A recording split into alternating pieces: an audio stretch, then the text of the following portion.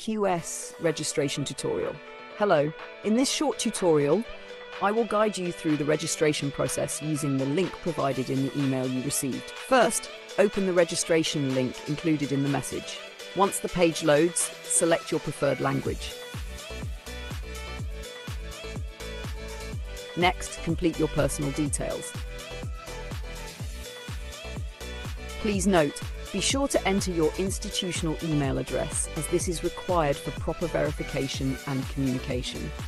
Then indicate the department or unit you belong to.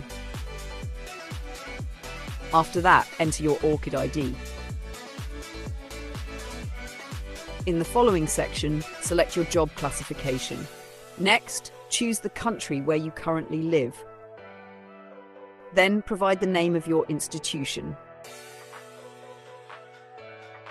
Afterward, select 2 subject areas that you are familiar with. You will also see a field asking where you heard about this sign-up form. In that section, please type Universidad de las Fuerzas Armadas, ESPE.